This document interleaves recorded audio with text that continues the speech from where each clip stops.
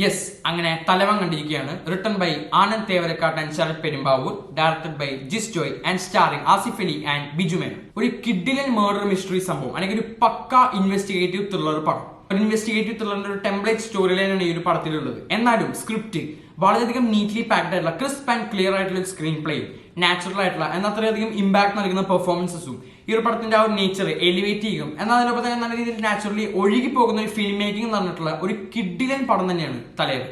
ഈ ഒരു പടം തുടങ്ങുന്നത് തന്നെ രണ്ട് പോലീസ് ഓഫീസേഴ്സ് തമ്മിലുള്ള ഒരു കോൺഫ്ലിക്റ്റും അവർ തമ്മിലുള്ള ഒരു ഹൈറാർക്കിക്കൽ ഇഷ്യൂവും. ദെൻ സഡൻലി അവിടെ ഒരു മർഡർ നടക്കുന്നു.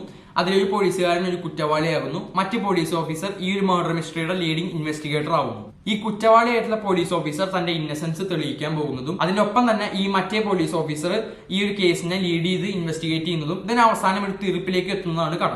ഏതൊരു ഇൻവെസ്റ്റിഗേറ്റീവ് ത്രില്ലറിൽ കാണുന്ന പോലെ തന്നെ ഒരു ടെംപ്ലേറ്റ് സ്റ്റോറി ലൈൻ തന്നെയാണ് ഇതിലും പിടിച്ചേക്കുന്നത്. പക്ഷേ ആ സ്ക്രീനിലേക്ക് അല്ലെങ്കിൽ ആ സ്ക്രീൻ പ്ലേയിൽ എഴുതിയിട്ട് ആ സ്ക്രീനിലേക്ക് കൊണ്ടുവരുമ്പോൾ വളരെയധികം ഫ്രഷ് ആയിട്ടും ഒട്ടും തന്നെ ബോറടിപ്പിക്കാത്ത രീതിയിലാണ് പ്രസന്റ് ചെയ്തിരിക്കുന്നത്. ക്യാരക്ടേഴ്സിനെയും സിറ്റുവേഷൻസിനെയും കോൺഫ്ലിക്ട്സിനെയും ഒക്കെ പ്രോപ്പർലി എസ്റ്റാബ്ലിഷ് ചെയ്ത് ഗ്രൗണ്ട് വർക്ക് കൊടുത്ത് തന്നെ ഓരോ ക്യാരക്ടേഴ്സിനെയും അവരുടേതായിട്ടുള്ള ക്യാരക്ടറിസ്റ്റിക്സും മോട്ടീവ്സും എല്ലാം കൊടുത്ത് ഏറ്റവും അവസാനം വരെ ഇവരായിരിക്കും ചെയ്തിട്ടുണ്ടാവുക, അയാളായിരിക്കും ചെയ്തിട്ടുണ്ടാവുക എന്ന് നമ്മളങ്ങനെ ഗസ് ചെയ്യിപ്പിച്ചിട്ട് ഏറ്റവും ലാസ്റ്റ് ഒരു റിവീൽ നടത്തുമ്പോൾ ആ ഒരു impact.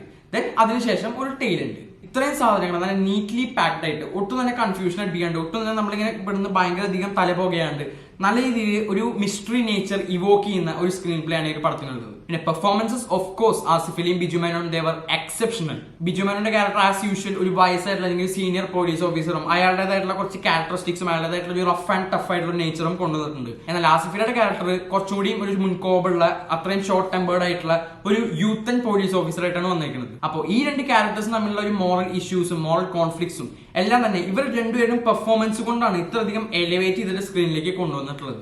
Aside from then Miya George, Anusree, Dileesh Pothan ഇവരെല്ലാവരും ഉണ്ട്. അവരെല്ലാവരും തന്നെ നല്ല കിഡിലും വേഷങ്ങൾ ചെയ്തിട്ടുണ്ട്. പിന്നെ എടുത്തു പറയേണ്ട ഒരാളാണ് ജാഫർ ഇടുക്കി. ജാഫർ ഇടുക്കിയുടെ ഒരു ക്യാരക്ടർ ഒരു റൈറ്റർ ആയിട്ട് ഒരു മിസ്റ്റീരിയസ് ആയിട്ടുള്ള ഒരു റൈറ്റർ ആയിട്ടാണ് വരുന്നത്. എന്നാലും ആളുടെ ഒരു ക്യാരക്ടർ ശരിക്കും ആ ഒരു നല്ല ഡീപ്പ് വോയിസോട് കൂടിയിട്ട് ആ ഒരു മിസ്റ്ററി നേച്ചർ ചില ആളുള്ള സീൻസിലൊക്കെ ഒരു മിസ്റ്ററി നേച്ചർ കുറച്ചും കൂടി കൂടുതലായിട്ട് നമുക്ക് തോന്നും.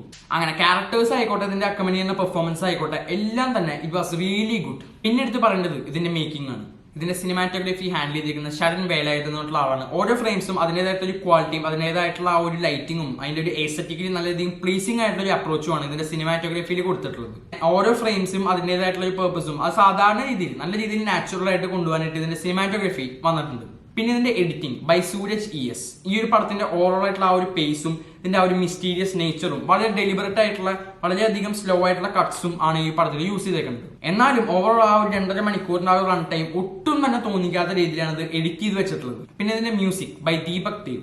ഓരോ സീൻസിനും അതിൻ്റെതായിട്ടുള്ള അത്രയധികം ആപ്റ്റ് ആയിട്ടുള്ള മ്യൂസിക് മാത്രമേ കൊടുത്തിട്ടുള്ളൂ. ഒരിക്കലും ഇങ്ങനത്തെ ആ ഒരു മർഡർ മിസ്റ്ററി സംഭവങ്ങൾ അല്ലെങ്കിൽ ആ ഒരു ഇൻവെസ്റ്റിഗേറ്റീവ് ത്രില്ലറിനുള്ള ആ ഒരു ബിൽഡപ്പ് പോലത്തെ ഹൈപ്പ് മ്യൂസിക് ഒന്നും ഇതിലില്ല. ജസ്റ്റ് പക്ക നല്ല രീതിയിൽ ഓർഗനൊക്കെ ഉള്ള നല്ല മിസ്റ്റീരിയസ് ആയിട്ടുള്ള നോട്ട്സിൽ കമ്പോസ് ചെയ്തിട്ടുള്ള നല്ല രീതിയിൽ ആപ്റ്റ് ആയിട്ടുള്ള മ്യൂസിക് ആണ് ഈ ഒരു പടത്തിലുള്ളത്. So film making as a whole എടുത്തു നോക്കുകയാണെങ്കിൽ ഇറ്റ് വാസ് റിയലി ഗുഡ്. കാരണം ഈ ഒരു നേച്ചർ പടത്തിന് എന്താണോ വേണ്ടത് അതിന്റെ ആ ഒരു സിനിമാറ്റോഗ്രഫി ആയിക്കോട്ടെ, അതിന് ആപ്റ്റ് ആയിട്ടുള്ള ഒരു മ്യൂസിക് ആയിക്കോട്ടെ, ആ ഒരു പേസിന് നിലനിർത്താനുള്ള എഡിറ്റിംഗ് ആയിക്കോട്ടെ, എല്ലാം തന്നെ നല്ല രീതിയിൽ തന്നെ വർക്ക്ഔട്ട് ആയിട്ടുണ്ട്. So in my opinion Thalavan is one of the best made investigative thriller films in recent times. Sunday holiday, Vijay സൂപ്പറും പൗർണമി എന്നുള്ള നല്ല ഫീൽ ഗുഡ് കോമഡി പടങ്ങൾ എടുത്തിട്ടുള്ള ഒരു ഡയറക്ടർ പറയുന്നത് ഇങ്ങനത്തെ ഇത്രയും സർപ്രൈസിംഗ് ആയിട്ടുള്ള ഇത്രയും നല്ല രീതിയിൽ എടുത്തു വെച്ചിട്ടുള്ള ഒരു കമേഴ്ഷ്യൽ ടച്ചുള്ള ഒരു ഇൻവെസ്റ്റിഗേറ്റീവ് ത്രില്ലർ പടം എന്ന് പറയുമ്പോൾ എനിക്ക് ആദ്യം വളരെയധികം ഡിസപ്പോയിന്റ്മെന്റ് അല്ലെങ്കിൽ ഒരു നിരാശയായിരുന്നു. കാരണം ആ ഒരു ഔട്ട്പുട്ട് വരുമോ, ഇങ്ങനത്തെ ഒരു ഡയറക്ടറിൽ നിന്ന് അങ്ങനത്തെ ഒരു ഔട്ട്പുട്ട് കിട്ടുമെന്ന്. പക്ഷേ I was really blown away.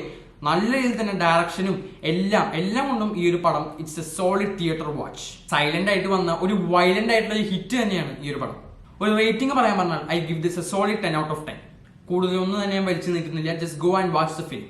ഇത്രയും പറഞ്ഞു ഞാൻ നിർത്തുന്നു. Will catch you guys in next video.